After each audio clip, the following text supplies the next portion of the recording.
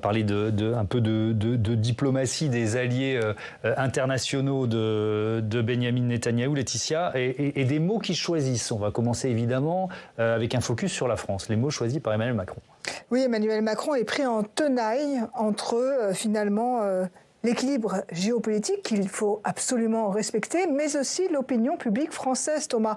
On le sait, elle a tendance à être divisée sur cette question du conflit israélo-palestinien qu'on importe sans cesse sur notre sol. Donc Emmanuel Macron a décidé d'avancer avec prudence, mais ça n'empêche pas que dès les premières heures, la position de la France a été très claire par un tweet qu'a écrit Emmanuel Macron.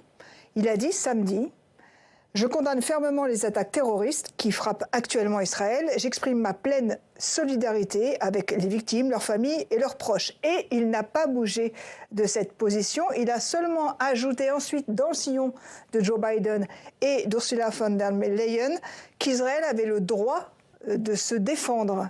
Oui. Ça, c'est vraiment la position aussi de l'Union européenne. L'Union européenne qui reste quand même assez mesurée dans sa condamnation, on peut dire ça? Oui, notamment, on en parlait là sur ce plateau, au sujet de l'Iran. Alors, il y a eu un petit couac, on ne sait pas si c'est un couac ou si c'est un rétropédalage, mais en tout cas, cette nuit, Emmanuel Macron a écrit un tweet un peu avant minuit qui parlait, donc il est, juste pour vous contextualiser, il est en Allemagne pour un séminaire gouvernemental franco-allemand.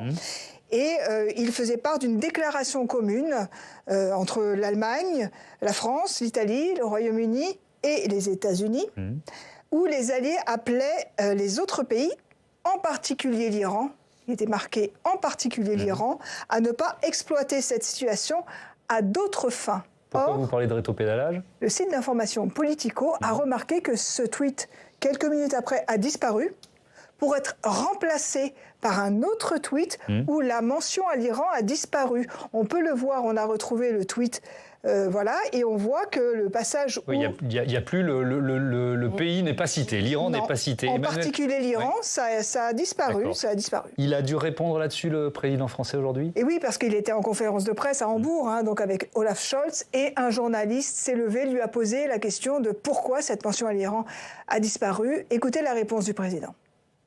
Je n'ai pas de commentaire à faire sur l'implication directe de l'Iran dont nous n'avons pas la trace de manière formelle, mais il est clair qu'à la fois les propos publics tenus par les autorités iraniennes sont inacceptables et ne correspondent pas ni à nos valeurs ni à nos intérêts, et qu'ensuite il est vraisemblable qu'il y ait eu des aides apportées au Hamas et des coopérations, mais je resterai prudent sur ce point tant que nous n'avons pas stabilisé des éléments de renseignement totalement sûrs. Voilà, le président français qui est également prudent, c'est le maître mot de votre chronique, en direction de l'opinion publique française.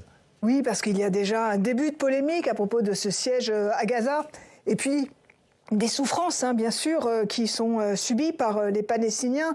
On le sait, depuis 40 ans, le conflit israélo-palestinien est instrumentalisé sur notre sol, Thomas. Donc Emmanuel Macron a choisi de désamorpher. À cette même conférence de presse, là, justement, avec Olaf Scholz, il a insisté encore lourdement. Il a condamné fermement le terrorisme, mais il a ajouté aussi qu'il fallait absolument respecter le droit humanitaire international, sous-entendant qu'il n'était pas favorable à un blocus total de Gaza. Et par exemple, vous savez, l'OMS a demandé un corridor humanitaire.